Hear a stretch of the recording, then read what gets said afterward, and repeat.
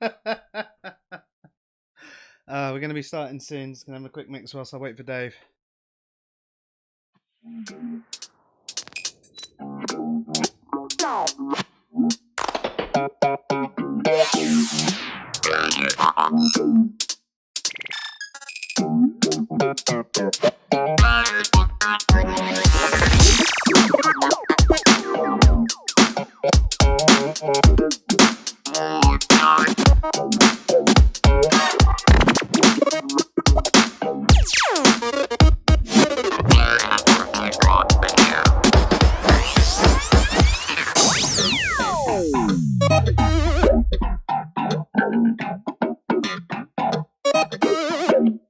In funk, the central instrument is the bass. It provides melody as well as rhythm.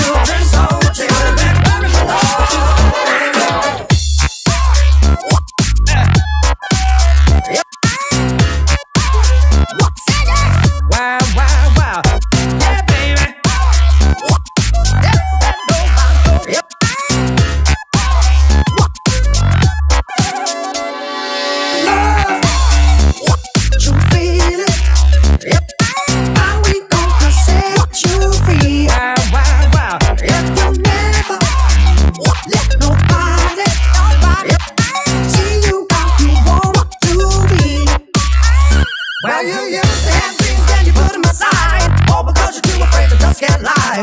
Now you're talking smack and now you're talking jive. All because you're too afraid to just get live. You used to have dreams, then you put them aside. All because you're too afraid to just get live. Now you're talking smack and now you're talking jive.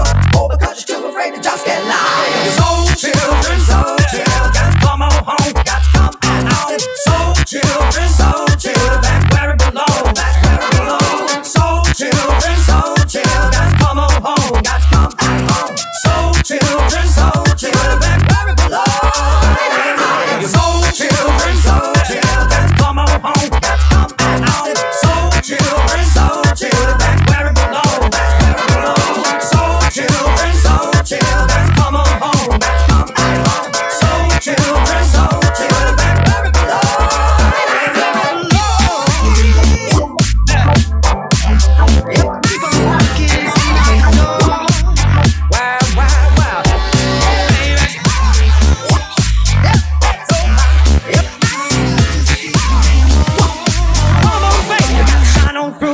Keep on walking.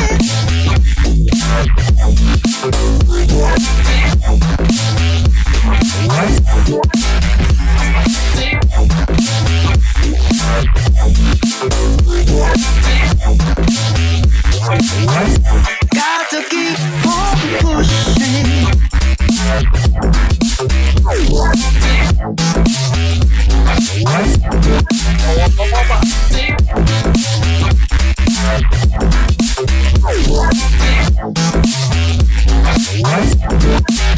Just keep on walking.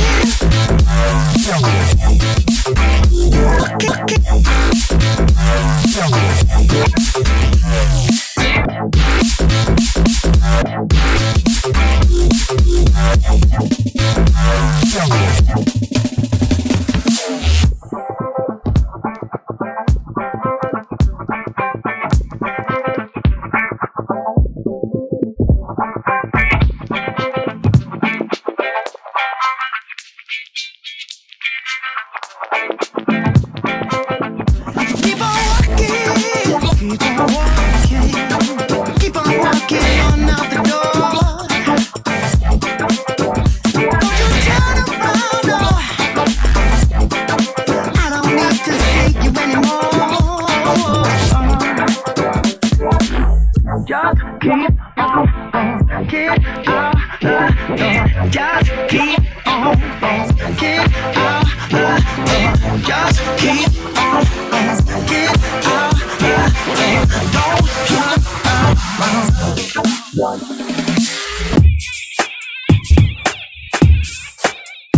Hello. Can only be attributable to human error. Can you hear me? Oh, I can hear you. Can you hear me? I can. Awesome. Let me just switch it so people can see us. Hello. Hello. Sorry, I'm a bit late. That's all right, dude. These things happen. I had a wine emergency. Hopefully haven't destroyed my work laptop. I was in the process of moving everything over here, like keyboard and mouse stuff, and inadvertently knocked my wine over absolutely everything. Destroyed the only clean carpet in the house as well. So yeah, I'll find out tomorrow if everything. You're gonna be killed. Yeah. But yeah, you know, it is what it is. I can't really complain too much because, you know, I'm here doing a stream with you. I still got a little bit of wine left. I was supposed to only have one glass. The fact that I knocked one over means that I can only have one glass. So, you know. Oh. Have you been anyway? Yeah, not too bad. I'm feeling much better now. Oh, excellent. I'm glad. Still a bit bunged up, as you can hear. You don't sound that bad, dude. Ah, nice one. Coming through perfectly clear too. Nice one.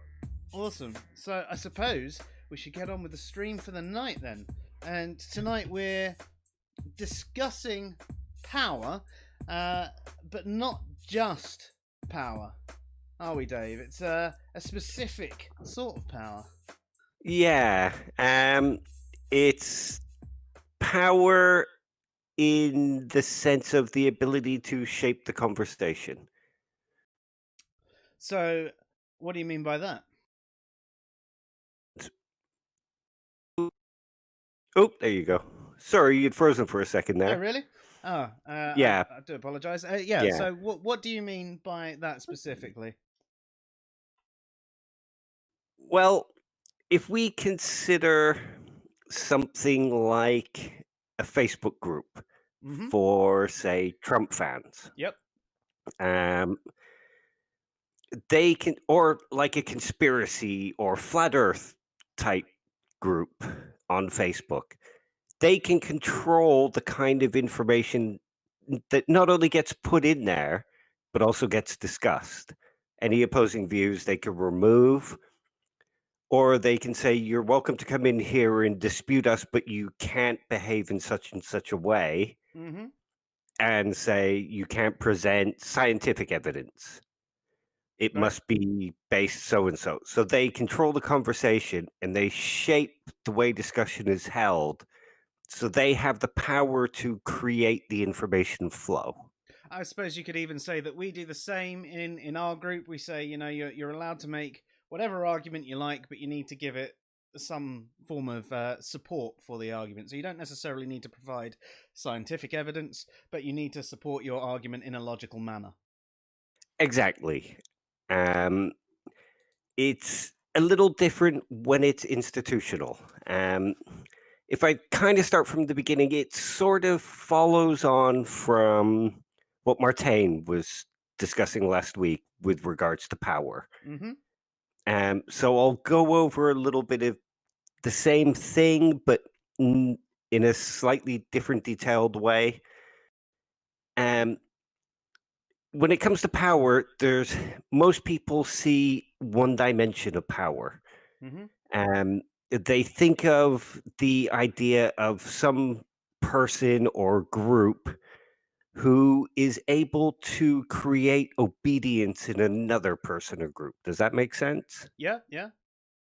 Um, so it could be considered power could be considered a relationship between and among groups and or individuals.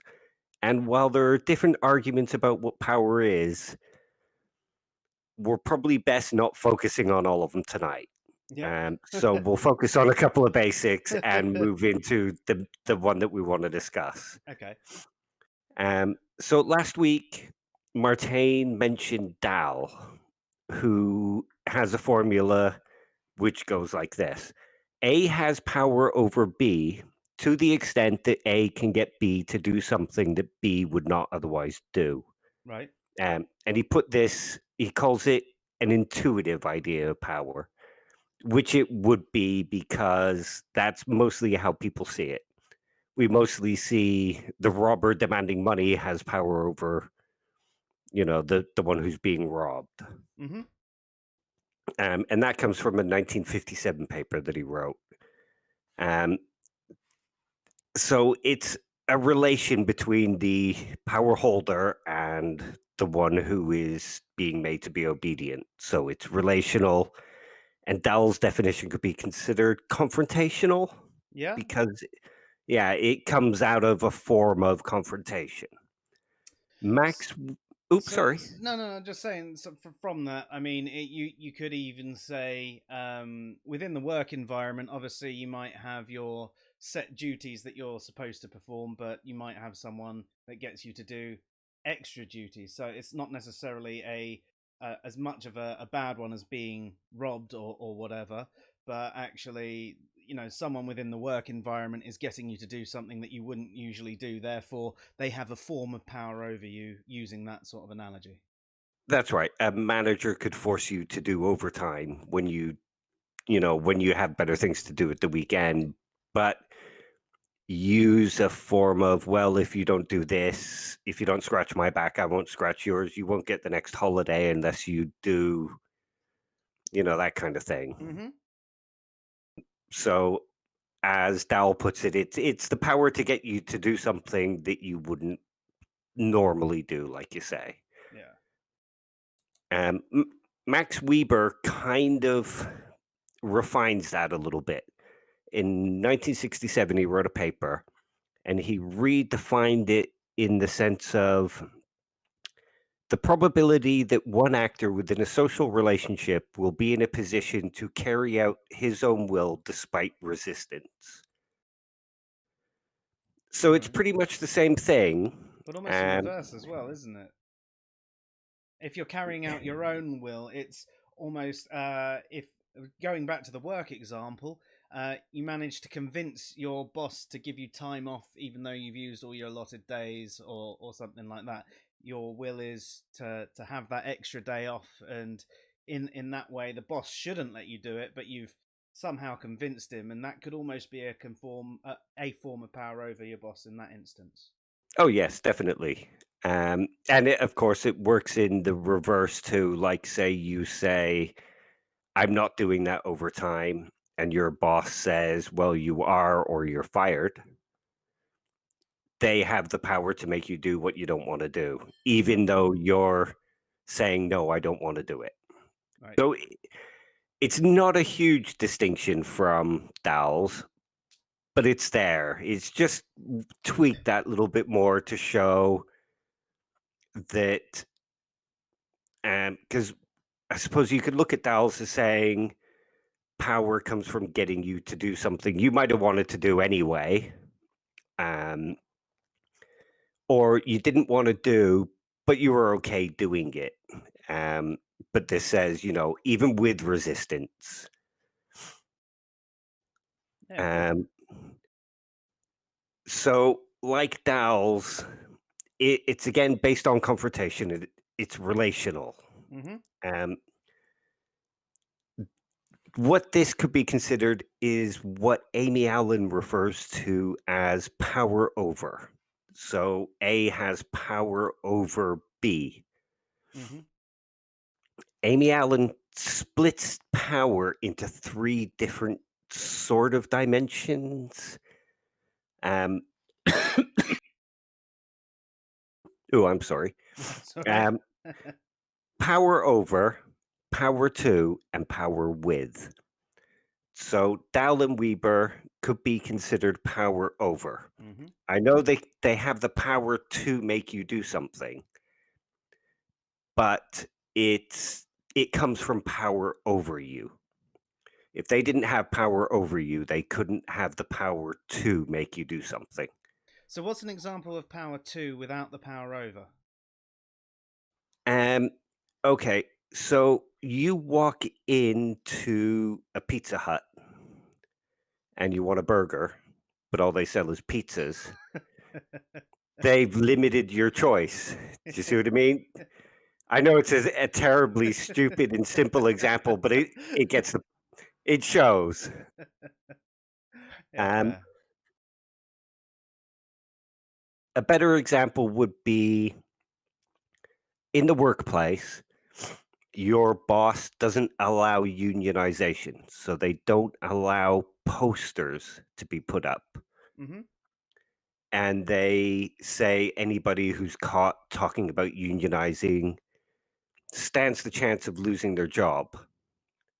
So they have the power to shape the conversation within that kind of environment. And they don't necessarily have power over you because you could quit and you could start unionization from outside. Mm-hmm.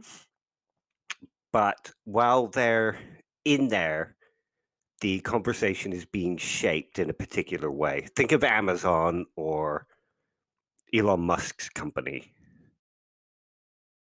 Does that make sense? Yeah, yeah, definitely. I'm with you. Um, so, like I say, Dowell and Weber fall into power over. Mm-hmm. Now, there's a paper from 1962 written by Backrack, I hope I'm saying that right, and Baratz, and it Almost sounds like discusses. Burt Bacharach. It does, yeah. Um, I'm guessing that's his name. I probably should have looked up how to pronounce it, but I'm pretty sure that's it. And they discussed power in the form of the institution, power to shape how things are done. Like I say, in the case of Elon Musk or Amazon, it's unionization. Um, in, say, a school environment, the teacher picks the curriculum or the head picks the curriculum. Mm-hmm. So they have the power to shape how young people see the world. Mm. Yeah. Like in America, anti-communism propaganda in the schools creates that sense of communism is bad. Sorry, I'm still not completely over this cold. That's all right, mate. Don't worry. Um, so it sort of shapes the whole capitalism good, communism bad discussion. And even though the people might not see it, their subjectivity is being shaped. Does that make sense? Yeah, yeah. Um, so Backrack and Barat say that this sort of power is often overlooked. People don't see it, and sometimes it's even dismissed. Think of something like a conspiracy theory. It's not a conspiracy theory, but you hear that this organization is shaping the conversation, and oh, you must be paranoid. Yeah. Um, the dismissal itself can even come from that institutional power Mm-hmm. because people don't want to rock the boat. Right. Um, they they don't want to be seen with somebody who's looking to confront that power or cause problems because they don't want to be caught up in it. So they dismiss even the idea that it exists. Mm. I know it sounds a bit strange, but think of somewhere like Amazon where everybody knows that you will be punished for unionizing. Mm-hmm. They're not going to want to be seen around anybody. Yeah. Yeah. Yeah. Okay. Yeah. Fair. Yeah. So again, it shapes the conversation. Um, they also are what they basically argue is that power is exercised when A participates in making the decisions that affect B. So if you're if the bosses are anti-union, they make the decision not to unionize and to clamp down on any unionization. And that means that workers can't fight for their rights. Yeah. Yeah. Yeah. I'm with you. Think of something like Trump now as well, Mm-hmm. cutting down the post office, Yeah. removing the post office boxes. He's shaping the way people can vote, Yeah. kind of rigging it in his favor, even if people dismiss that. He's making choices that affect how they can control their own lives. Yeah. Yeah. Definitely. Yeah. Yeah. That's an interesting one, actually. Yeah. And it's sort of happening in this country with the COVID Mm-hmm. testing in particular places, and controlling the way people report it, how they can report it, using the media to have discussions about how people should get back to school. Yeah. Yeah. One of the big ones was that it does more harm for the kids not to be in school than to be in school. Exactly. Yeah. So That was an interesting one. I must have thought because I mean, I can understand the socializing side of things potentially, but on the educational front, they can do that at home. They might have trouble. Parents wise, obviously, might not be as well versed in some of the subjects. It does depend on the age of the children. I think the younger kids are probably it's easier to teach them their subject matter, but they might also need the socializing a little bit more. But if you did group classrooms and everybody still had those hangouts, um, then yeah. Uh, yeah. but then the little ones obviously struggle to. Oh, hey, Josh. The little ones struggle to. I forgot what I was going to say. I was That's distracted all by right. saying hello. Well, you raise an interesting one there, actually, with schools. Here's another form of that. Something that's popular in Christian communities in America is homeschooling. Yes. So they can control what that child learns. Ooh, evolution, no, it's false. Yeah. So they have the power to shape the way that conversation goes and shape the way the person thinks, their children think, and they can make them anti-science, that kind of stuff. So that's Hmm. how that kind of power works. It's in the background. It's Yeah, no, and that's interesting. I actually knew someone when I lived out there. In fact, when I went to revisit friends from when I lived out there, they were friends with this girl who had been taken out of school because she did figure skating, but her parents were very very Christian, and um, they didn't like the fact that they were teaching things like evolution in the school, and they took her out of school so that they could control exactly what she learned. So yeah, I mean that's a bit different to how the schools are being done over here. They've got those online classrooms; they're being sent homework and things like that. Um, it's probably a bit harder to enforce punishments and things like that. And I'm sure there are some parents who just leave the kids in the room and the kids don't do anything all day, and they go like, whatever. Um, yeah. so then there are obvious problems with the whole homeschooling thing, and obviously if the parents are at home, it means at least one adult needs to be at home um, with them, again depending on the age, which then means that there's at least one person who is out of work if the other one can work. I'm quite lucky in the sense that I can work from home. Ivy's a bit young to look after at the same time as working, but she was a couple of years older.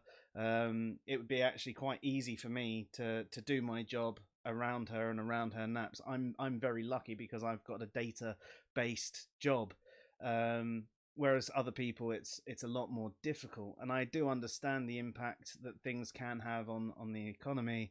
Um, yeah, it's a tough one with COVID, though, isn't it? Really, there's so many different factors and so many different things that it can affect, and it is really hard to know what the best thing to do is. I almost think that they should have done from the start. They should have got the whole world on board and gone right, full on lockdown. No one's allowed out unless they're delivering groceries or something like that. They're the only sort of people who are allowed out. Whole month, there you go, lock it down. No one's allowed to visit anyone, and I feel that we'd be in a much better state around the entire world.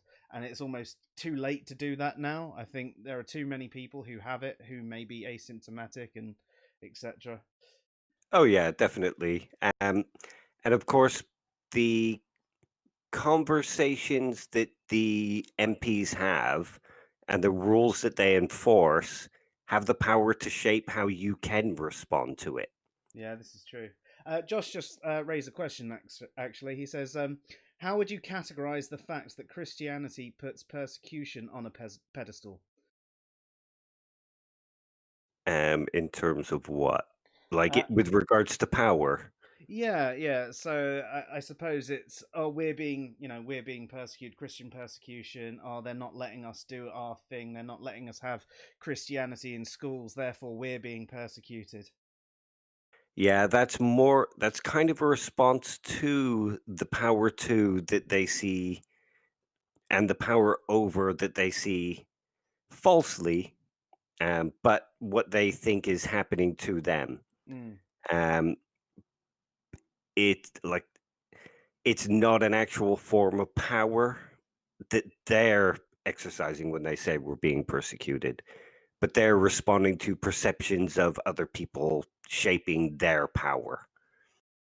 so he says, it's sort of like a way of controlling people, in a way. It can be, because the pastors who Hmm. are creating that conversation and using that to reinforce their own power base. Hmm. Like, oh, look, they're canceling Christmas. We should all gather together and unite and stop this from happening, even though Christmas isn't being canceled. But it creates uh, like a resistance. It rallies emotions. So it's the pastors having the power to shape that conversation because the Christians won't listen to people who say it's not happening because they think they're just trying to hide the persecution. Yeah, and he raises another one as well. They almost use it as a form of validation. I told you they said we were gonna. Sorry, I'll say that again. I told you they were going to say we were crazy, and it sort of validates their permission by saying, yeah, they're clearly going to say. I suppose conspiracy theorists do the same thing as well, don't they? They go, yeah, I told you the scientists were going to say we're wrong. It's all a Yeah, big conspiracy. It's that sort of controlling the narrative, isn't it? exactly. And that gives them it sort of gives them power over, but not in the sense that the confrontational aspect of it does. It They're controlling the conversation, gives them power to make other people do things. Mm. Even if they don't see it happening to themselves, that shaping of the narrative has happened Mm-hmm. and has, made that, say, the pastor be able to make those Christians do something that they might not otherwise have done. Mm-hmm.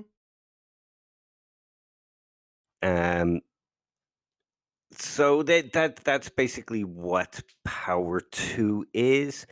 A really extreme example of it is, the Ministry of Truth in Orwell's 1984? It's one of the ones I've always meant to read but haven't actually read yet. So no. Well, okay. Well, they have a thing called Newspeak, and Mm-hmm. that is that they redefine what words mean and what words are acceptable.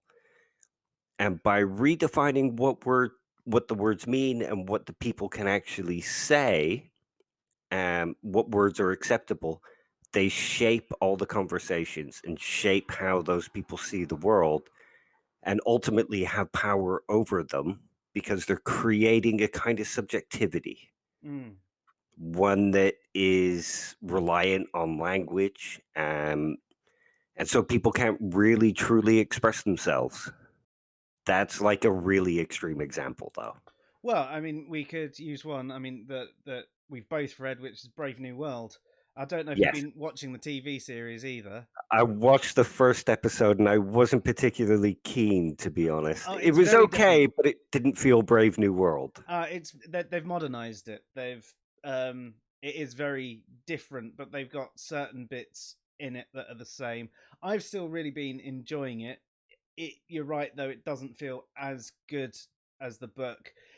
I suppose it's like the thing with the Disney remakes, though. If it had been exactly the same, you'd be like, nothing new there. And if it was a completely, when they've done things differently, you're like, oh, well, it's not the same. It's hard to know what would be best in that situation. Although I don't think there's ever been um, a movie or TV show of Brave New World before. That There has has from the 80s. Oh, there has. Oh, I might have to check Yeah. that one out. Was it a bit more true to the books? Yeah, a lot more. And one thing that I didn't like about this new one, at least in the first episode, is it didn't really capture the points that Huxley was trying to make. Mm. It had some of the aesthetics and some of the atmosphere, but it missed some of the points. Yeah, it doesn't really explain how people are engineered to be a certain way and how people are conditioned. There's a few nods to, well, they're just responding to their conditioning. And there's a few betas going, well, it's better to be a beta because blah, blah, blah. Yes, and the alphas think that too. But there isn't that whole look where he takes you through things and he takes you through the schools and you see how the kids are being conditioned and almost forced to go out and have sex with each other and all of that sort of stuff going on. And it doesn't, yeah, as I said, doesn't explain how. I can't remember what it is that actually goes into the embryos to affect them to grow them in a certain way, but. Also, the Epsilons seem almost a little bit too switched on in it. I don't know if you got to meet any of them, but yeah, you're right. But anyway, to the point, this is to do with the power to control people. Basically, everybody is conditioned to think a certain way, and everybody is also given a drug called soma, which is a bit like heroin in a way, but it comes in a little pill format. And anytime anyone feels a little bit upset about anything, their levels are off. They just pop another one, and they might have different colors for different strengths, etc. Um, and yeah, basically everybody is conditioned to be happy, but every now and then a spanner gets sort of thrown in the works in this sort of environment, and it's this whole story about someone coming back from the savage lands, which is basically a reservation for people who live the old way, as in the way we live currently. So there's still religion and monogamy and relationships and all that sort of thing. Yeah, yeah, very much so.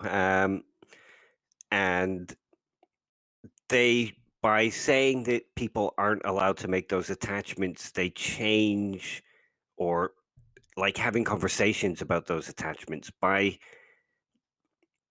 the institution choosing how people can interact. They have the power to shape that environment and shape how people behave.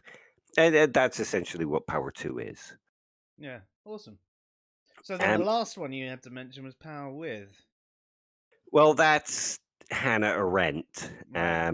and that's unionization. Mm-hmm. So if the people with Power 2 shape the conversation where unionization isn't allowed, it stops Power With.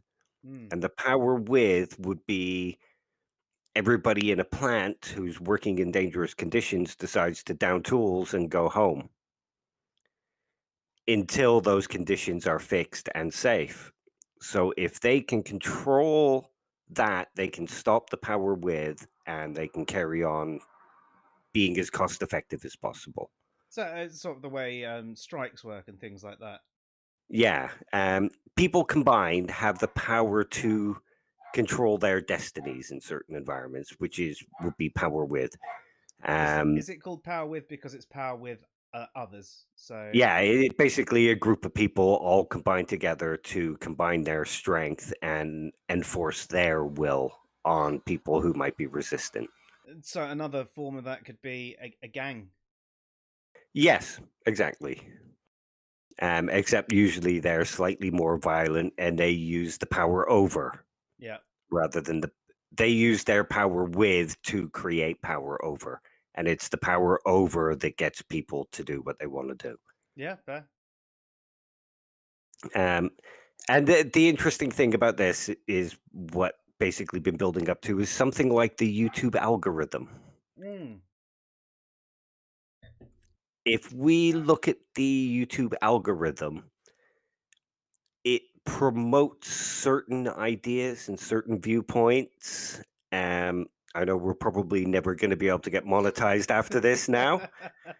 We just have to choose a careful title when we post it to YouTube. Yeah. But they can control the information flow, and they do control the information flow. Like during COVID, you weren't allowed to mention the word COVID or you would be demonetized. Really? Yeah. Blimey. And people couldn't put it in their video titles. If they mentioned it in the videos, then they would be demonetized. So they were controlling the flow of the conversation using the bribe of money. Blimey. Yeah. Yeah, that's interesting. So I thought where you were going to go with the YouTube thing, you were going to be speaking more of the suggested videos and things like Oh, that, which yeah. There's that obviously to come. would include to it. But you're actually, yeah. So the rules and regulations that they actually put in place, there are certain things you can and can't say. So it probably does mean that they've got an algorithm there that if you ever say the words YouTube, that someone might actually get an alert to check your video and make sure you're not saying anything that's slagging them off. Exactly. Well, But the suggested videos thing is also another example. If you consider, say, the alt right pipeline now, mm-hmm. now I watch a lot of leftist content like Philosophy Tube, Thought Slime, and a few others. And when you watch them, you'll notice Steven Crowder videos coming in or Black Pigeon Speaks when he was still around. You would notice counters to the leftist content you were watching. Mm. So people would move, say, maybe click that reactionary content without knowing what it is, and that would shape them towards that way. I Mm. don't know if the same happens in reverse, where leftist content gets promoted if you watch a lot of alt-right YouTube, because I don't watch a lot of alt-right YouTube, obviously. Hmm. Well, if Um, any of our listeners out there do tend to watch a lot of right-leaning or center-leaning stuff, do you find that you're suddenly put in either to the left or to the right or whatever isn't your position? Do you find that your position is counted by the YouTube algorithm, or is it only the left that get put onto the right? Let us know. If you don't let us know in the stream, that's fine. Just either DM us on Twitter or Facebook or email admin@answersinreason.com. That's answers-in-reason.com. but yeah, I mean, like you say, the suggested YouTube things can be used as a form of power too, and I think it's probably being used that way, I guess. I don't know. Um, but it is one way it could be used. And the threat of demonetization Mm-hmm. is also one that can be used to shape how the conversation goes, because a lot of people rely on YouTube for whatever reason, like Mm-hmm. say extra money, or they make their careers out of it.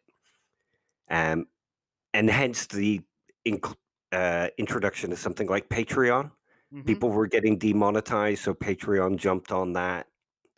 People give money to whoever they think deserves it. Mm-hmm. But YouTube can still, for those who aren't good enough to get a lot of Patreons, they rely on that Mm-hmm. YouTube monetization. So YouTube can shape the kind of discussions that they can have. Family friendly, advertising friendly, profit friendly. Of course, you could choose not to go with the monetization and still have some sense, but the YouTube algorithm, and this happened to a YouTuber called Thought Slime recently, Right. and just as an easy example, he made a criticism of Steven Crowder, who was bullying another online journalist, and Thought Slime's video got false flagged for bullying. What? Yeah, a lot of alt-righters and right-leaning people who were fans of Steven Crowder decided to take down the criticism of Steven Crowder by reporting it for bullying. And because of the way YouTube's algorithm works, there's nobody who vets these. It just goes, oh, this has had X amount of complaints for bullying, therefore it must be bullying. Let's remove the video. Right. Yeah, I mean, I've heard lots of people complain on Twitter about their videos being reported and the content, not being anything negative, and it's just trolls, etc., or people that don't like them doing it. So yeah, and the contesting process is awful. Sometimes they don't get the video reviewed at all, and yeah. So, yeah, so that gives the alt-righters the power to shape leftist content. Does that make sense? Yeah, it definitely does. Um, and Would that could be an example of both power with and power over, Yeah, using power to. yeah. The ultimate power. It kind of is, really. Um, but again, it's the expression of power that the YouTube algorithm allows. Mm. So this isn't eh, necessarily YouTube's fault in themselves. They've probably got, they have got bigger and bigger over the years, and they've put in these measures to make the management a lot easier for them. But unfortunately, taking out some of the human element to review these things has left it open for people to do this sort of thing. And essentially, it's a form of bullying in itself, really, if a group of people can get videos taken down that just because they disagree with them rather than there's actually any real nasty content in it. Exactly. It's it is bullying. It's saying if you discuss me in a way I don't like, my fans will have that removed. And as far as I know, with YouTube, if you have a certain amount of strikes against you for a certain amount of behaviors, your channel gets shut down. And if you rely on that channel for Patreon money or YouTube money, then You're you screwed. will have to fall in line. Yeah. Yeah, I suppose that's one of the biggest problems with using someone else's platform. It's one of the problems I think that has happened with the internet. It used to be a thing that was generally just like nerds and geeks using it, like me, barely anyone else on it, and it was like freedom because there was no real sort of freedom in the world. It was all so controlled, whereas online everything was open and everything was free. But It then was the Wild West. it was, yeah, it really, really, really was. But then it became more popular, and things like telephones started having the internet on it, and there's social media popping up. People having MySpace. Oh, look, I've got this tune on my page, and you're just like, yeah, I've run a blog for the last few years, and I'm like, oh no, I use MySpace. Yeah. No, on the online diaries and all of that sort of thing, and um, yeah, and all of a sudden you get people who aren't necessarily as technologically sound using these platforms, and I've got no real problem with that. But obviously, with more people, all of a sudden corporations get involved, and they make platforms that all of a sudden they have restrictions on, and they have every right to. It's their platform. They do have the right to say you can't say this on our platform. You can't be abusive on our platform. We don't want that sort of thing. That's fine. But when it comes to things like you mentioned there, Dave, controlling the narrative in such a way, and in fact having a platform that not only they control the narrative, but you allow a large group of people to control the narrative, it makes it so much worse. It's actually a real problem. But how would you change an algorithm like that? Yeah, that's the problem, isn't it? If you're looking for profits, and it all comes down to profits, because if you think about it, one of the reasons that they're doing it is to encourage advertising money for YouTube. So then those companies who are putting their money into advertising have the power to shape the narrative. Yep. Um, so it all becomes this vicious cycle of each person wanting to control particular narratives, and the one who gives the most money gets to shape the way the YouTube algorithm responds. Because as far as I know, there was, with the Thought Slime case, there was an appeal, and it was pointed out that Steven Crowder is quite offensive and can be quite bullying.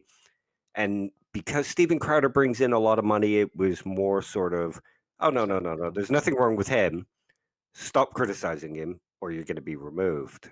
That kind of thing. So they have the power to shape how people see Steven Crowder, say. Yeah. Josh has a question. He says, how may this power and control be beneficial? So, one thing that you could say is that level of control can stop things like child porn being shared. That Oh, that yes, sort of thing definitely. is a good thing that people should have control over. I definitely think that sort of thing. Can you think of any other examples though, where this sort of power and control through various algorithms, etc., are positive, Dave? Yep.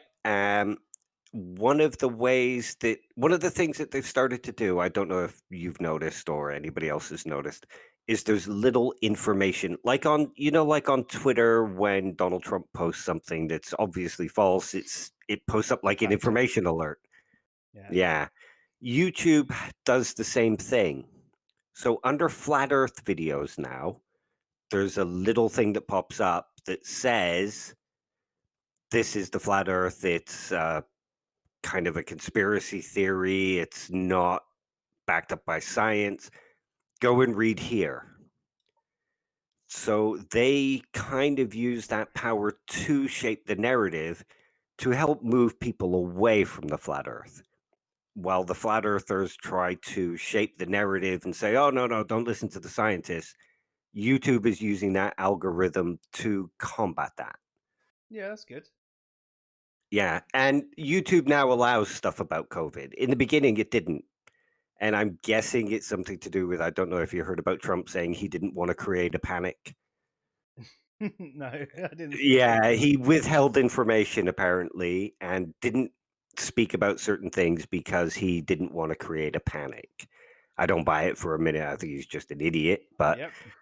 um, possibly that's why YouTube weren't doing it. But they allow it now. And under videos that speak about COVID, it gives a COVID information alert. So it allows them to shape their narrative. Or say anti-maskers. Yeah. When anti-maskers make a video, a COVID alert goes under one of their videos. Yeah, that's good. So there are some benefits to this control and power, as well as it potentially having negative side effects. So it depends largely on the money side of things, but also it is good that they're at least promoting decent science in that regard. Did you see the thing the other day as well? As we're on COVID and Trump, about him talking about herd mentality rather than herd Yeah, immunity. rather than herd immunity. I mean, he does have a herd mentality He behind does. him. He very Yeah, much does. And that is what is actually making things a hell of a lot worse in the COVID world, for at least in yeah. America. Yes. And here's another example, though, that's a good thing. If you think about Trump, from the very beginning, yeah, I know. From the very beginning, though, he started with his fake news narrative. Yes. Don't trust this. Don't trust that. Don't trust them. They lie. They lie. They lie. And people started believing it. And that shaped the conversation in favor of Trump. If Mhm. somebody says something bad about Trump, well, it's obviously just they've got Trump mania. Yep. I think that's what it's called these days. Trump derangement syndrome. Josh has just put a message in. He's an abomination to Oompa Loompas everywhere. Yep, I can agree with that one. But again, he had the power to shape how people responded to criticisms of him. And that has shaped how people can criticize Trump or how effective it is to criticize Trump. Most people, you criticize Trump to most Trumpsters, and it's like, oh, no, it's fake news. Yeah. And here's one that's sort of topical for what we normally speak about when it comes to atheism and religion. I've already discussed about Christians and homeschooling. Now think of people like Aaron Ra, Matt Dillahunty, who have large platforms and they're shaping the conversation about what atheism is. Mm-hmm. And of course, they have the power to because they belong to institutions. The atheist experience is quite a big, well-known name, looked up to. It could be considered institutional within certain sectors of the atheist community who look to them for not guidance and inspiration, but look to them for information and trust them because they put themselves forward as this rational, truth-seeking show. Yep. So they promote lacktheism or the lack of belief. I don't mean it insulting when I say lacktheism. I just use that term to denote it from philosophical atheism. No, and this is one of the things that I find interesting when they get so offended by you saying lacktheism and lacktheist, because if they're saying that the A means without, which is the same as lack, so that is lack. So instead of atheism, it does translate to lacktheism. So they're not using it, the A, as not as in negation, as in God does not exist. So yeah, I don't know why they take such offense to that sort of thing, but perhaps it's because they are so tied into the word atheist that they find anything that contests that an issue. Yeah, I think so. To be honest, I think they take on atheism as some sort of representation of other things like rationality, logic. It says something about their smartness. So if they don't get called atheist, they're being denigrated. Yeah, and we see that quite often with those that, are being prescriptive with the definition. They go, yeah, I understand there's different definitions, but everybody should use mine.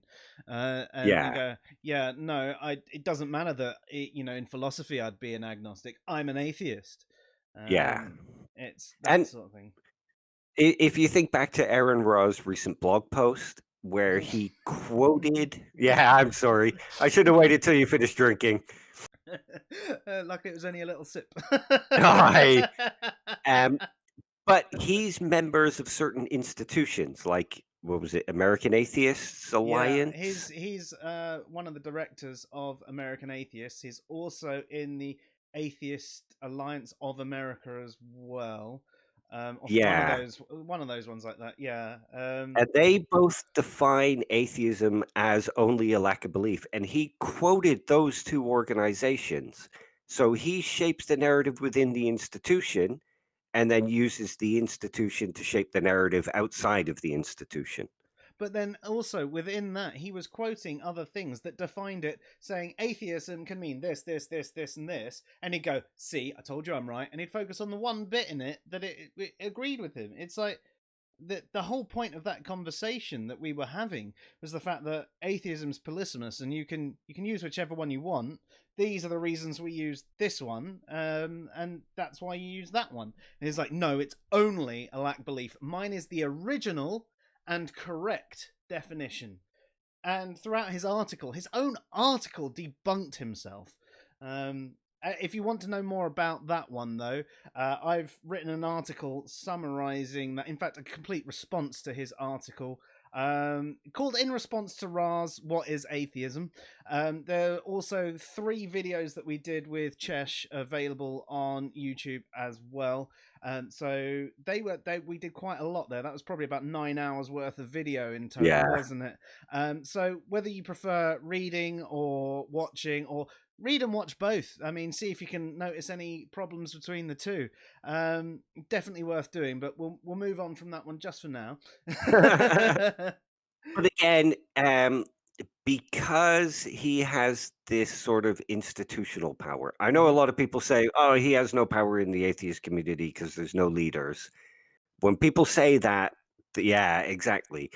There are people that look up to these people and take what they say as not gospel, that's not the right word, but they will say, well, that person is more respected than you, so therefore he knows what he's talking about. Or he's bigger in the community, so therefore he must know what he's talking about. Because there's this sort of idea where if you weren't right, you wouldn't get so big. Yeah, yeah. And Aaron Raw promotes reason and rationality, and he promotes truth seeking. So therefore, if he says this is the truth, It must be. it must be. And he's in these atheist organizations, so they wouldn't let him in if he didn't know what he was talking about. Yeah. And he uses that. So when he says, well, this is my thing, look at these things only, people will look at those things only. He uses that power to shape the conversation. Yeah, definitely. And I mean, the thing is, there are certain things like science that he and his arguments against creationism and stuff like that that he gets bang on right, you know. And I think this is the thing that he's had is because he's gone up. Oops, sorry. Bully. Because he's gone all the way up in a certain line, he suddenly figured that because he's at this level with this particular topic, he's at this level with every topic.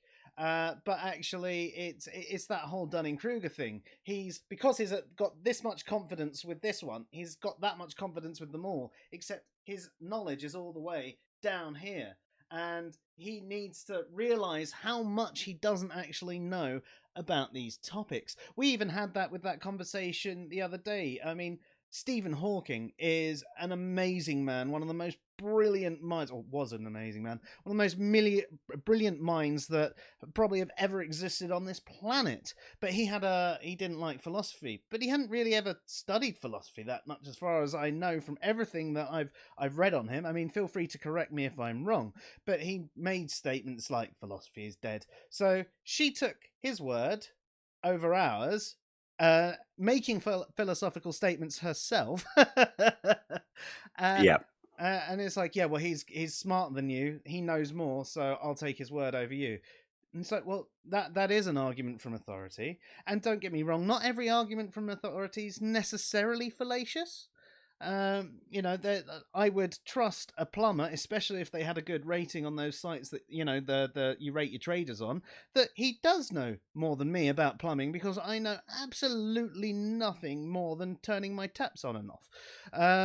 You know, but I wouldn't necessarily trust him on, the creation of the universe, uh, or something like that. And people do this with these leaders in particular fields, uh, like Ra, who suddenly is making all these philosophical judgments and statements, and they're wrong. Yeah.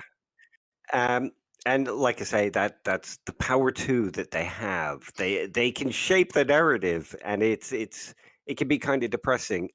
Another example, and one you'll relate to. Think of the statement, "Ridiculous beliefs deserve ridicule." Now that's Mm. yeah.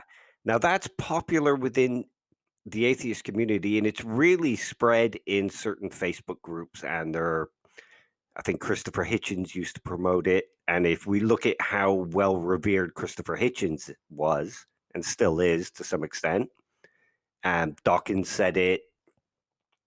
I think Sam Harris might have said it. I can't remember. It's Um, even to the point where that statement's been used so much that one of the definitions of ridiculous in a dictionary has become something that is deserving of ridicule. yeah. Um, so those who said that shaped the conversation, and now what we see is a lot of atheists jumping into any conversation that they perceive might be about religion, might be about God, and spamming it with memes and saying, "Prove your God, prove your God, prove your God. You can't prove your God. You're irrational." And behaving kind of irrationally because they're just, if you say, "We're not talking about God, we're talking about something else," it might be on the periphery. They'll go, "Well, you have to prove your God, or you're a theist in disguise." We had this exact thing occur the other day, actually. Intrigued Feline, who, if you've seen her on Twitter, she's great. She's actually helped me edit a few of my articles. I've even made her an editor on the site to just help me edit them, because I'm dyslexic and my grammar and spelling is quite often poor. Although my last article, she said she only had to make a couple of tweaks to, which is brilliant. But Nice one. she asked us a couple of questions, and it was, what was it? What was the actual one about? It was It asking. was, if you thought God wasn't necessary, would apatheism be a good fit to fall into? So what this followed on from was a discussion of various ontological positions that we'd been having. It'd come up in the streams and everything like that. So apatheism is someone that does not care whether God exists or not, and therefore doesn't really consider the proposition at all. It's sort of one of those withholding judgment positions, but so she was asking that particular statement, does it fit that one best? And we had a little discussion about it, and this guy suddenly jumps in with a meme. Yeah, you need to prove your God. And we're like, there's no conversation about proving God here. None of us actually believe in a God. She's an agnostic, and Dave and I are atheists. Well, you still need to prove your God. Yeah, and when I had him on mute, but I was clicking on a few of them, and when you were trying to tell him that it wasn't a discussion about God, he was like, "Well, I don't care. Um, you're defending religious people. You are guilty by association, so therefore you have to prove this God that you're defending people believe in." And nothing like that was going on. No. But this is one of the things that, I mean, I even spoke to him and said, this is one of the key negative behaviors that we see from new atheism. They're basically the fundamentalists of atheism. They're completely irrational in the same way YECs are. New atheism doesn't exist. Right? Would you like to prove that claim? I don't have to prove my games. Atheism asserts nothing. Okay, so Yeah. do you want to prove that claim? I'm not making claims. That's another claim. And if you look at Facebook groups and Facebook echo chambers and say Twitter echo chambers as a form of an institution in and of itself, like a mini one, and all of them have certain people that you see in each group passing information, those conversations in there have the power to shape how people behave outside of it. Yeah. and it creates it. It sort of engineers the kind of conversations and responses that people will have outside because they're repeating catchphrases. They're sort of giving off new atheist tropes, I guess might be one way of describing it. Mm-hmm. Um, but it is those little institutions that are shaping the conversations, shaping the way people behave. So the people that run those groups have the power to create how people respond. Yeah. We've just had, in fact, Josh asked a question a minute ago, but he just also said these live streams are my church. Hallelujah. That makes you the Pope. No, I haven't got a cool bubble car. I know. We need to get you an interesting hat as well. But his question earlier, though, was so we were speaking about Ra at the time, but it was how about the power people actually give him? It's enough to make rational people act irrationally. Yeah, it kind of is. And it is those followers giving him the power to do these things because they're they're sort of reinforcing that power that he has, and then he then uses that power to reinforce his own power. I thought you were about to put a balaclava on and rob me. I could probably do that. That's not how COVID masks work. uh, So yeah, that's basically. I thought it might be an interesting change to discuss something like how power works within these groups and how certain people and certain institutions like YouTube shape things. I mean, another example going back to YouTube, skepticism was really popular for. One second. Before we do that, Josh had actually said something that is quite poignant in a way. The power people give him takes away his ability to change his mind as well. He might actually have wanted to turn around and agree with us that actually maybe the rock theist stance was ridiculous. I mean, there were plenty of people that were telling him it was stupid, but he had his little tribe telling him, yeah, you're right, yeah, implicit atheism, anything not a theist is definitely an atheist. Now, I don't think that's necessarily true in this case because he is trying to. He's arguing for ideological reasons. He wants to increase his voting numbers. So if he can just actually say anyone that doesn't believe, or anything that doesn't believe in a god is an atheist, therefore, all of you people who don't identify as theists, you are atheists. That gives him that power. And I think he's genuinely arguing from an ideological standpoint. He has his conclusion in mind and finds everything that fits with it and ignores everything that disagrees with it. Much in a way that creationists argue creation hasn't happened, let's see what fits with it. However, you could be right in what you're saying there, Josh, that there are probably some things that he might want to change his mind on. He might have gone, oh crap, maybe I am wrong about that. But so many people have bought into this narrative that if he was to turn around and go, oh, actually, maybe I was wrong, he's afraid that these people would drop him and move on to someone else. Oh yeah, that I absolutely agree. I think Josh raises a very good point there. Their power gives them the power to shape Aaron Ra's own responses, and then he uses his power that sort of as the leader of this little institution to reinforce that again and just keep symbiotically feeding that power structure. It actually goes back to something I said the other week. Remember what I said about ridiculous beliefs deserving ridicule being used as a form of policing within the atheist community as well? Mm-hmm. Yep. So people get this ridiculous beliefs deserve ridicule. I'm an atheist. I want to be in the atheist community. If I go against something that all these other atheists say, they might think I'm ridiculous, ridicule me, and I'll be out of the community. Mm-hmm.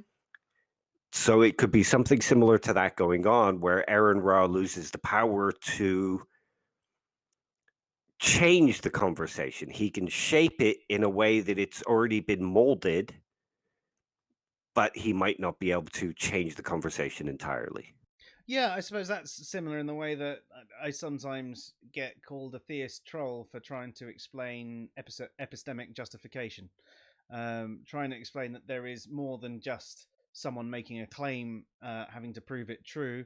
There's, supporting your position with rational reasoning, and they just don't even listen to that because they've had. That's another one they've had.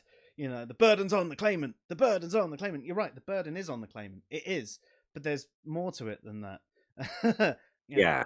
any belief position, even the lack of belief, has a burden, but it's a burden of rationality. The Big Bang is the same sort of thing. It wasn't actually an explosion. It was a sensationalized headline that got people interested in the whole theory. And the burden of proof, again, it's one of those things that make people think, oh, well, the word proof is in there, so therefore it means you have to prove it true. No, you just have to prove your position rational if it's a belief position. Well, I mean, you could kind of narrow it down. A lot of them claim to be rational, so they're making the claim of rationality, so therefore they have to prove that claim by justifying their beliefs. Exactly, but they don't. No. And again, like you said, that's an example of little groups having the power to shape the conversation within the atheist community.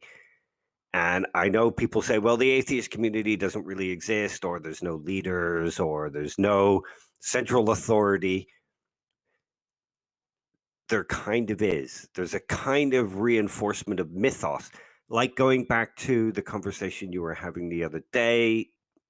I can't remember his name now. I'm sorry. I've got a cloudy head still. Tim O'Neill. Tim, that's it, Tim O'Neill, where he discussed certain myths within the atheist community, like the Library of Alexandria. Those are all reinforced within the communities because you have people going from group to group.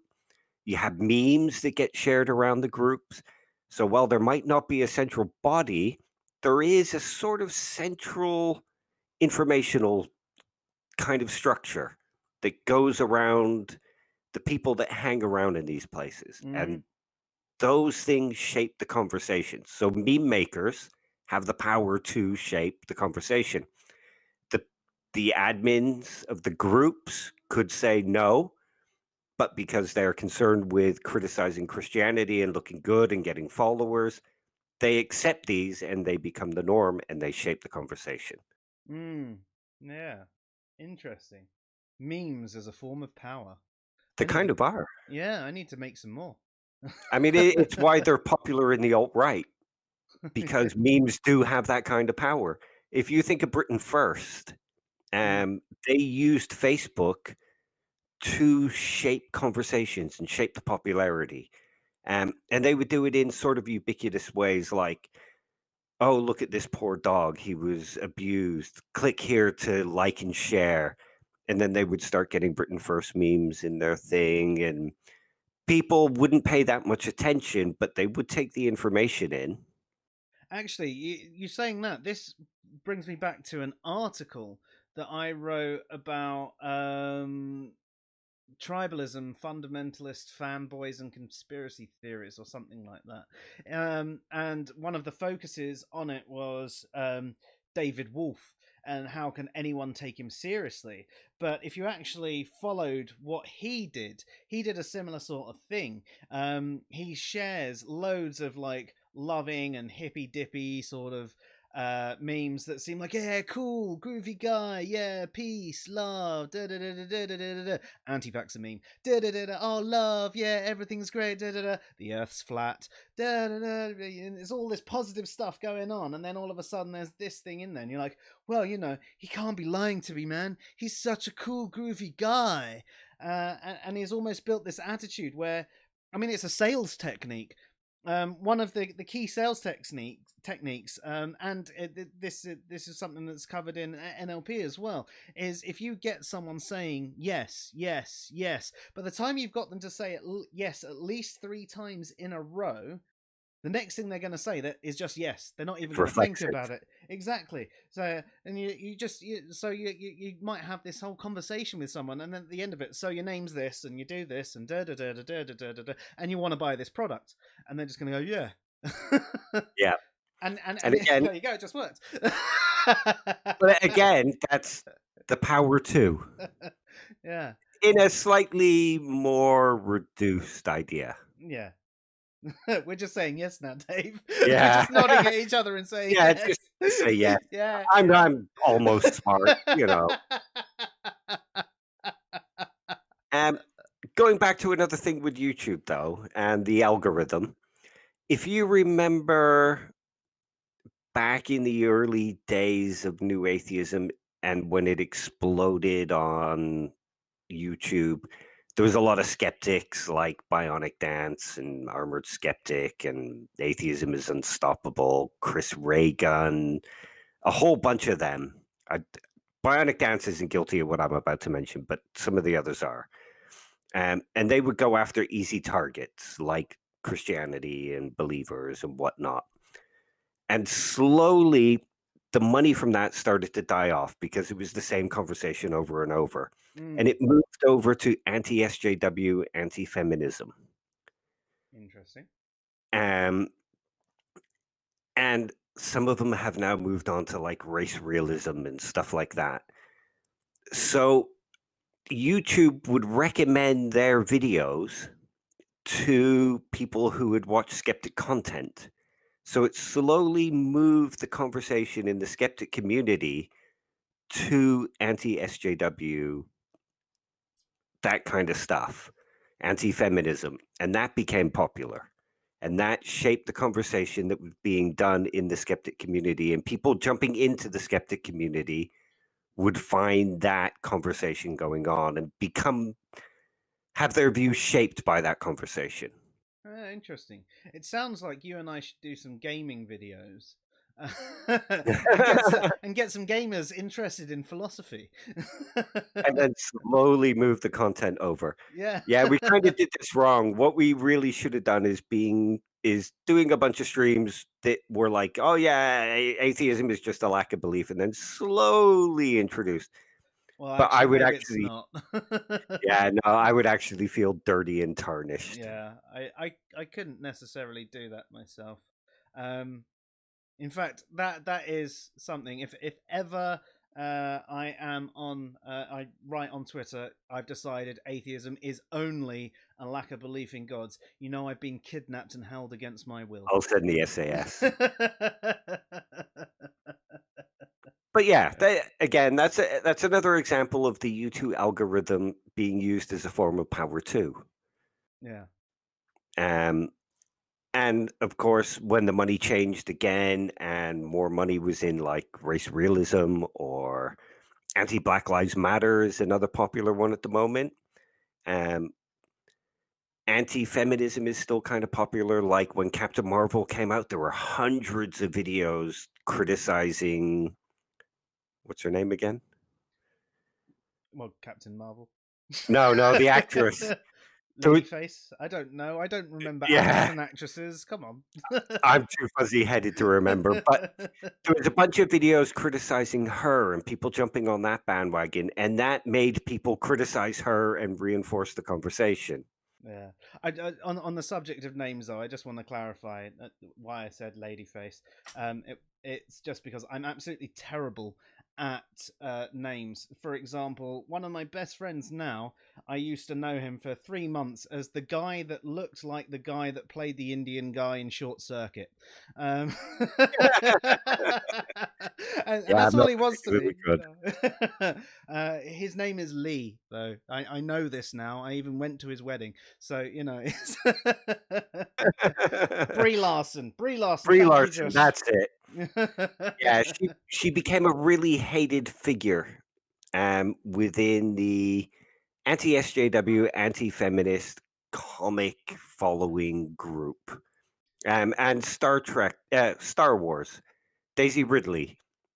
She was another one who everybody hated. She was a Mary Sue. She was ruining Star Wars. And I started seeing some of these appear in my YouTube recommendations because I followed Star Wars content. Mm. Yeah, So, interesting. Oh, I suppose that is kind of related in a way, but yeah. Um, but again, if you think about the current climate, there is the BLM gaining popularity. So there is a reason for certain institutional powers to want to kind of counteract it. Um, so the YouTube algorithm can be used in that manner.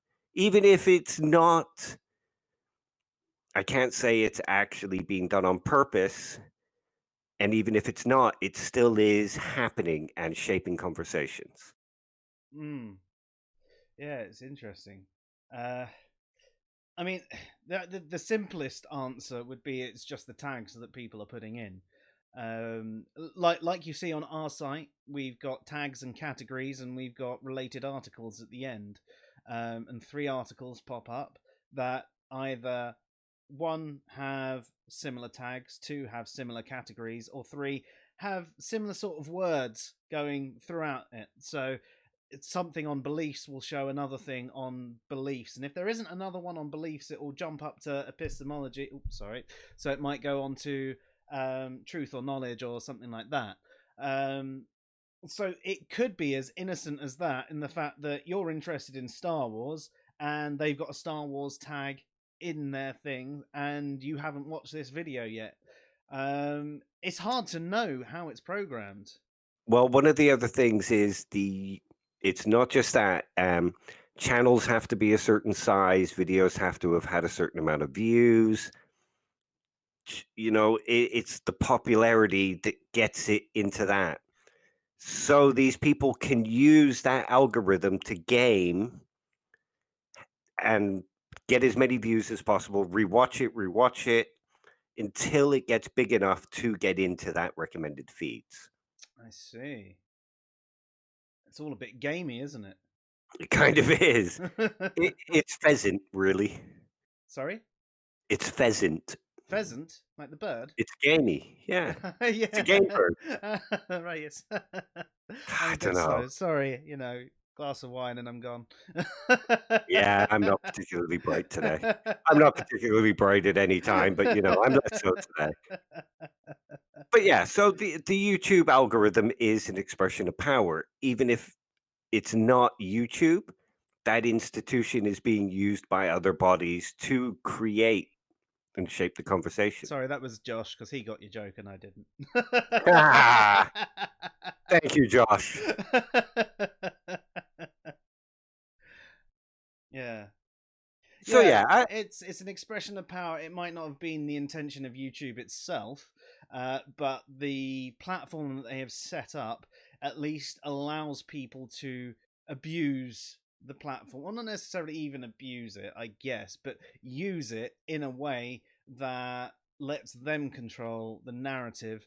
And because YouTube is about the views, the hits, the money, which is a business, it's supposed to be at the end of the day, but that then they've got this massive following, and because you're interested in this thing that has this tiny little overlap here, you're suddenly told, hey, look at this, look at this, look at this. So it comes back. We need to find what the popular games are, Dave, and have some gaming sessions and actually see if we can handle, right, having a philosophical debate whilst we play a game.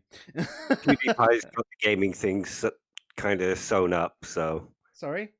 PewDiePie has the gaming community sewn up. I'm sure he does, but is he discussing the things we discuss? No, he discusses racism and being racist and things like that. And we're now about to get report bombed because you're not supposed to criticize PewDiePie. Are you not allowed to criticize him? Okay. No, not from his fans. Well, I don't think any of his fans are actually going to be watching us, though, are they?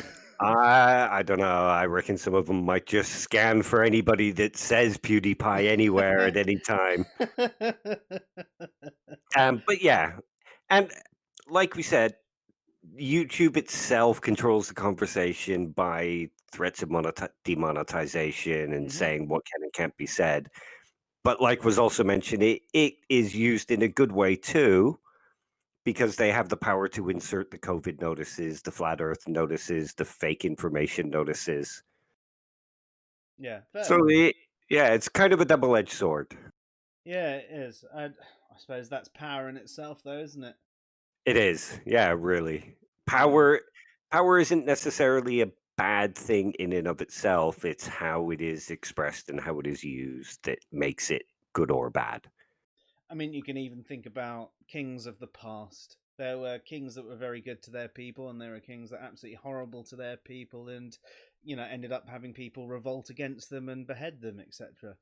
Yeah. And if have you heard what's the name of the platform now? Parlay? No, Parla? not heard of that. That's a new version of YouTube Oh crossed right, with Twitter, um, but made specifically for free speech. And it's basically just where all the alt-right people go now. It's not very popular. Sargon of Akkad is there, and Atheism is Unstoppable, I think, and a few other liberals who are basically just right-leaning racists. yeah. I mean, when it comes to America, even their furthest left are still quite centre. So. Yeah, anything left to Trump is a commie these days. But I think like Tommy Robinson is on there, and Britain First is on there as well. So it shows you what kind of platform it is. Right. It almost sounds like if I could get our stream to simulcast over there, it could be quite funny. The Yeah, amount of hate we would get from these people. yeah.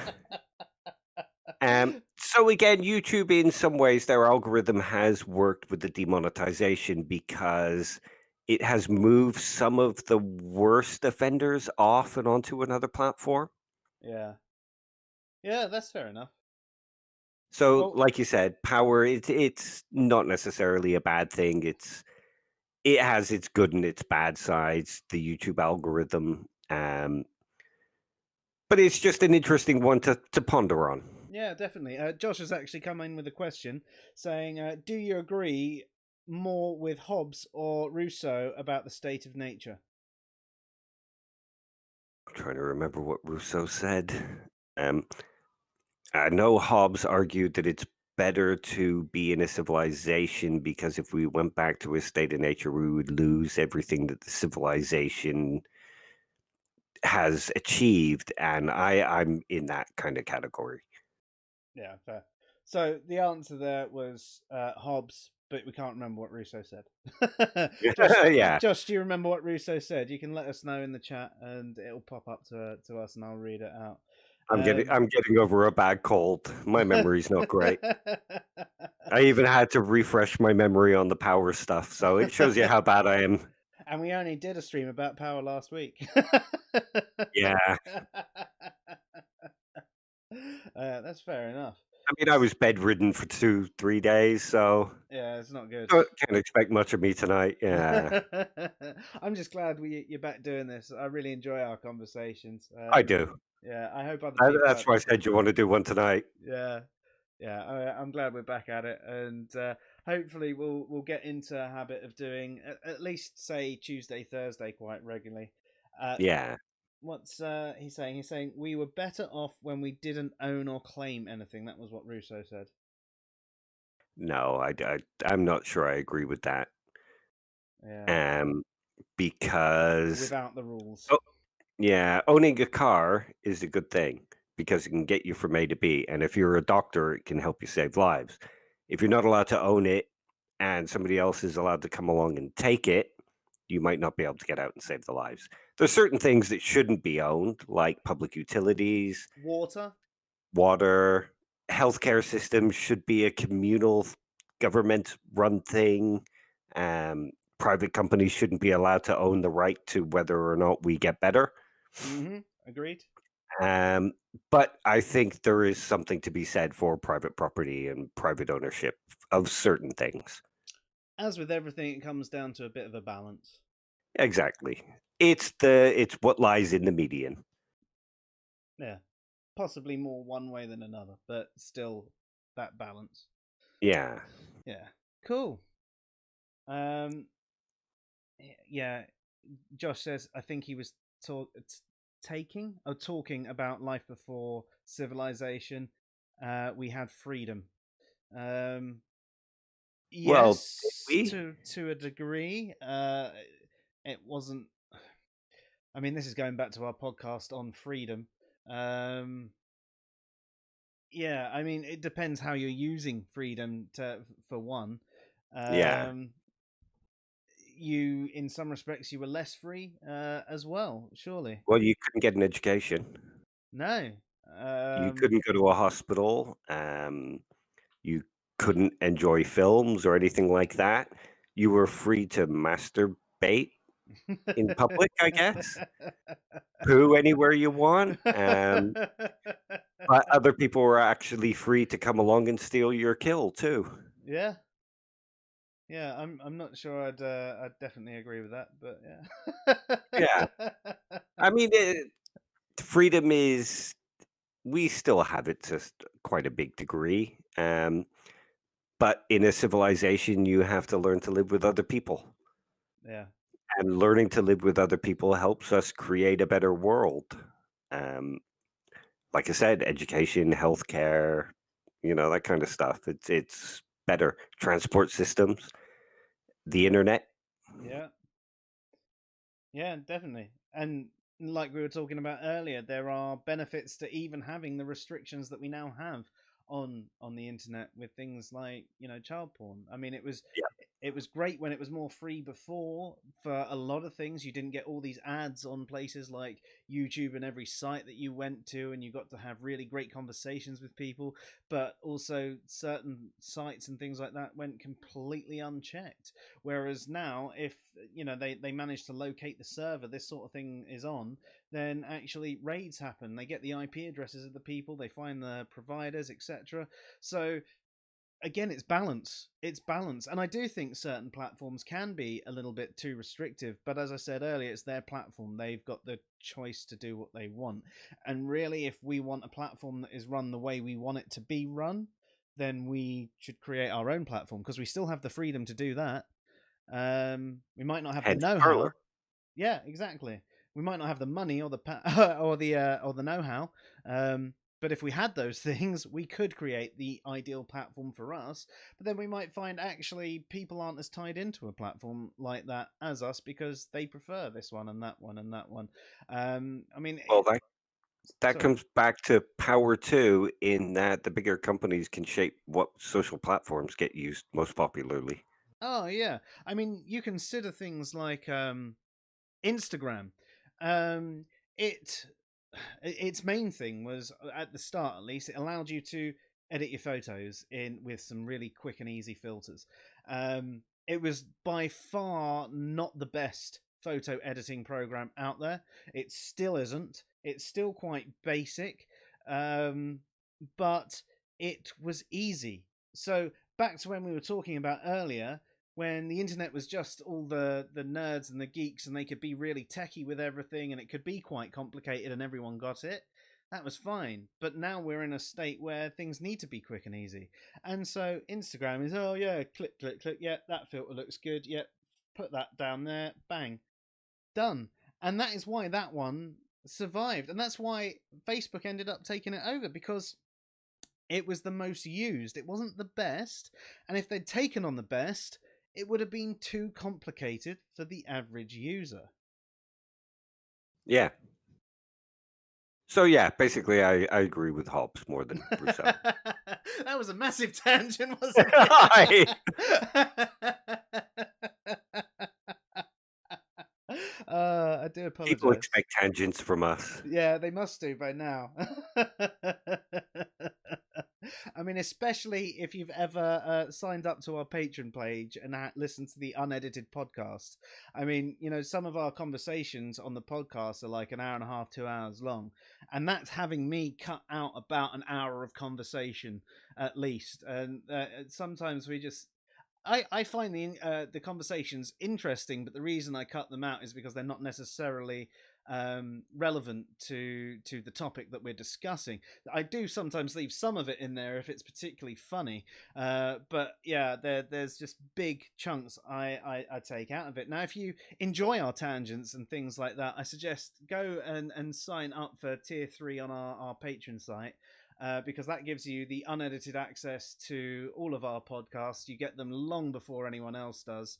That's patreon.com or patreon.com/answers in reason. Yeah. And listen to Josh. He says give us money, so you do it. Yeah. I mean, we're smart, kind of. We have the illusion of smartness. Yeah. Everything's an illusion anyway, you know. Awesome. Is there anything else you think we need to cover on this topic tonight? No, not really. I think we've discussed several areas and got the core idea. And like I say, it's something different to the usual conversations. Yeah, definitely. It's as you say, it's something different to the stuff we usually discuss. I think that's what I like about doing these live streams. The sci-fi streams, they're a little bit different. They're a little bit more free flowing. When we do fresh air, we are discussing things that maybe that might not be the normal narrative within, say, the atheist community, for example. But they're still quite structured subjects. Whereas here we're trying to go with what's a bit more current and what people might be interested in, what we see going on around us, and it definitely gives me a different way to look at things and understand things, and hopefully it does you. If you do have any questions on tonight's conversation, then of course you can leave them in the comments wherever you are around the web, or you can DM us through Twitter, Answers in Reason, or on Facebook, Answers in Reason, or YouTube? yeah, YouTube, Answers in Reason, or our website, answers-in-reason.com, or email admin at answers-in-reason.com. There's a theme going here. Just look for Answers in Reason. And in fact, that's something you should do. Look for your answers in reason. Yeah. And we've also got a couple of the topics that we're thinking of covering. And I can't remember what they are now, but we've been discussing a few. Yeah, we have. One of the ones that I'd like to do is fallacies, and it's how they're used, how they can be used by theists, how they're sometimes used by atheists. We want a balance in the conversation, because we don't want to just present the it's only theists or it's only atheists, because it's not. We're all guilty of doing them sometimes. Sometimes it's just because we haven't fully thought it through, or sometimes we've just, as we mentioned earlier, we look to Ra for what the answer is. That's an argument from authority. And also times when these things aren't actually fallacies themselves. So you consider the way history works. When you've got a mass consensus of what the evidence means, that is not an argument from authority fallacy. That is historians actually all looking at it separately and going, oh yeah, no, that does seem to indicate that this is the case. So yes, a lamb tagine. Yes, I would love one, Josh. Send it over. Oh, and another one I was thinking of, the auditing videos, where people go to like prisons and start filming, and yes. yeah, and just sort of discussing the philosophy around there, because I find some of them to be a little dishonest in the way they're presenting themselves. Yeah, And and that's sorry, and sorry. on that subject, other people's videos as well. So we might do sort of a bit of a watch party, if you Yeah. will. We will take a video from a popular YouTuber, and it's not necessarily to try and insult them or anything like that. We're not looking to do that. What we're looking to do is actually go, how rational are they being with what they're saying? Does what they're saying actually make sense? There, again, as we were saying with the sort of arguments from authority, there are certain YouTubers out there that make these claims of rationality and everything like that, and you've got atheists say following them going, oh yeah, you're spot on, and they make ridiculous things like a rock falling on your head is the universe being immoral, and you're just like, Yeah. oh really? And they call themselves a philosopher, and you're like, oh Yeah. so So we got a few ideas coming up.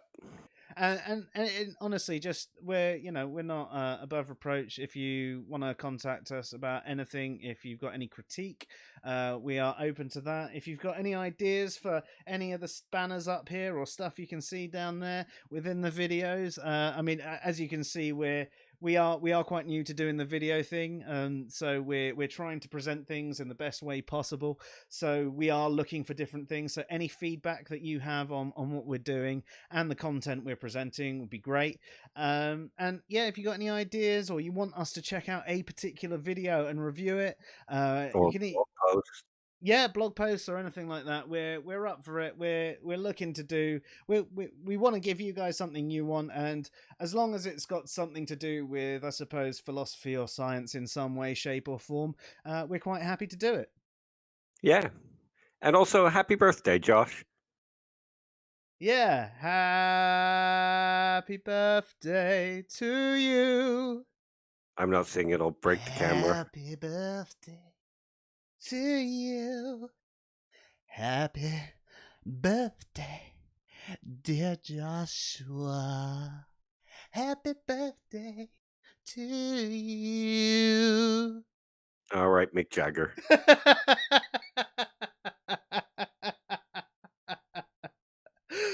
And I think on that note, which was probably quite discorded, we should say good night. Good night, mate. Good night. You've been listening to the SciPhi broadcast by Fresh Air, and I'm Joe. And I'm Dave. Good night. Good night.